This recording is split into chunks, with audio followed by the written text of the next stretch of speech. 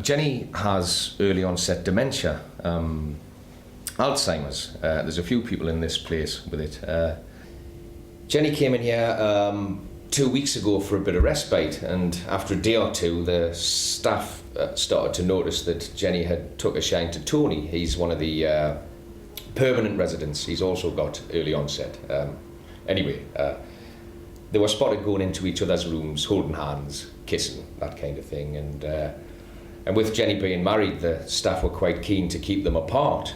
I mean, Tony's a free agent, so there's no worries on that front. But after a few days of being watched like hawks by the staff, they're still desperate to be together, so they decide to make a bid for freedom.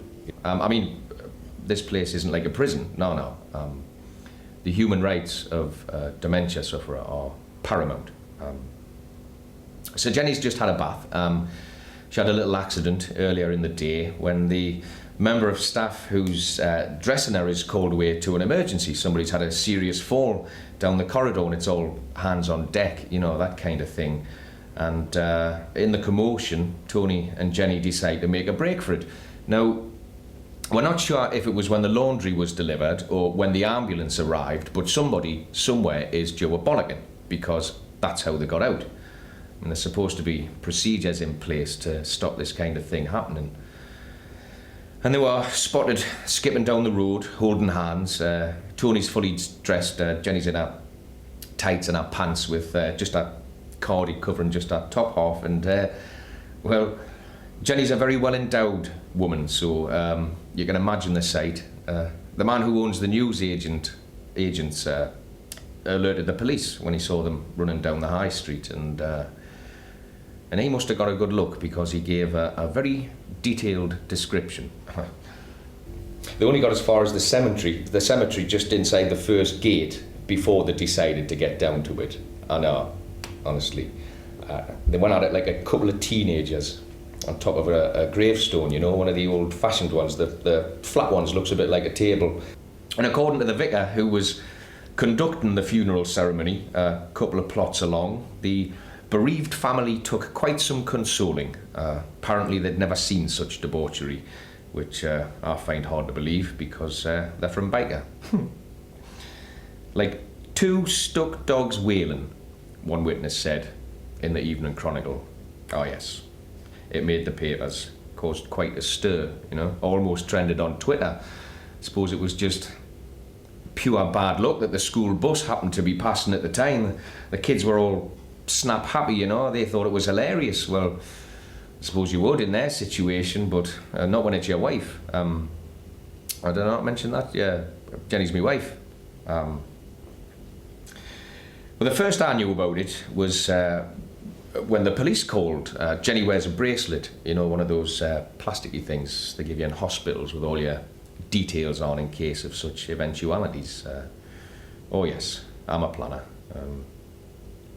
Didn't plan for this, mind. You need to come down to the station, sir. Your wife's been caught copulating al fresco. I thought al fresco only referred to eating out.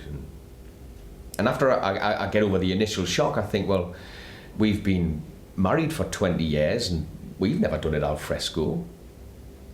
Jenny's always been quite reserved about that type of thing, until the dementia. They call it disinhibition.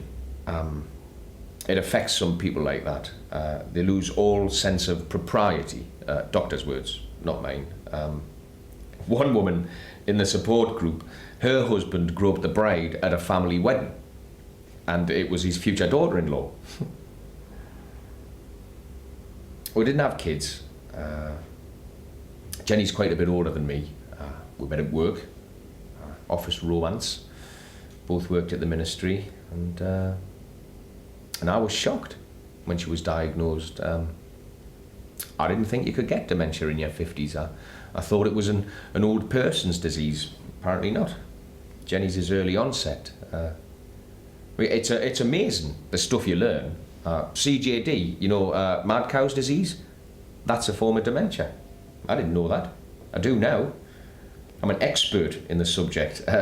If they did a degree in dementia, I would pass it with flying colours. I know more than the medical staff.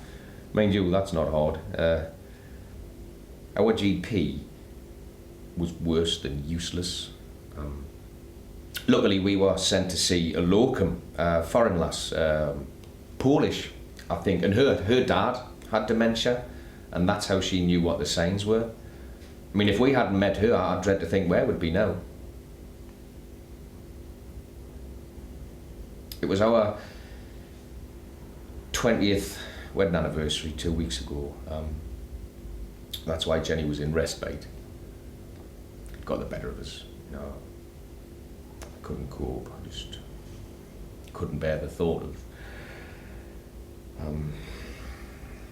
You know, usually I cope quite well. You know, people are always telling us that, you know, I cope well, but I can see the pity, you know, when they're talking to us. I think the most difficult thing is the lack of intimacy. I've been told, I was told by the social worker that I'm not allowed to make love to my wife anymore. Apparently, with the dementia, that means she can't give consent, so technically it would be rape. I mean, it's not like she doesn't want to, you know. I'm never force her, that would be terrible. But Jenny's free to initiate sex with this Tony for the whole world to see, but I can't make love to her in our own bed. I mean, how's that right? I don't even cuddle her in case, because I still want to, you know. Still a bloke, have yearnings, and she's my wife, and I still love her, despite everything. And so when the police calls, I go down to the station to pick her up, and the policeman's, you know, he was awkward when he was explaining the situation to us. Well, you would be, wouldn't you? And as I approached them, they're standing there, her and Tony together, and they've got blankets wrapped around them, and I can see that they're holding hands underneath. And the policeman says, "Come on, pet, it's time to go home." And she looks at me, and it seems like she's glad to see me. And I think, thank God for that, because, you know, she looked quite happy with this Tony. And then she looks me straight in the eyes and she said, "Are you the taxi driver? Are you the taxi driver?" And the copper's confused now because he thinks I might be an imposter, but he can see that I'm felled. He says, "Come on, stop messing about, this is your husband."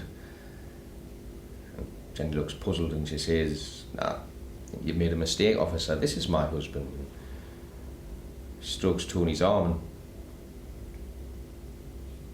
and I can see that the copper's embarrassed for me, you know. I mean, I'm embarrassed for me.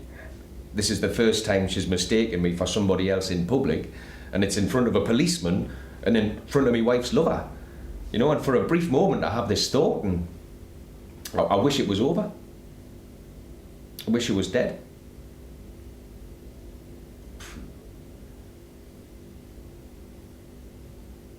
I mean, you must think I'm a right bastard. Well, probably am. And I must be, deep down. I mean, what kind of man would wish that his wife was dead or had cancer? Not this cruel disease. And, well, I have to keep reminding myself that that's what it is, you know, a disease. It's not her, she's not deliberately trying to hurt us. And I remember what I've read in the books, you know, about not contradicting them, you know, because it only makes them more anxious. Just play along. As long as they're happy, that's all that counts. As long as they're happy. And so I turned to her, you know, tears in my eyes, and I say, "Yes, love. I'm the taxi driver, and I've come to take you and your husband home." And she smiles at me and she says, "You're a good un, you, I can tell. Your wife's a very lucky lady." And I think, is she? Is she really?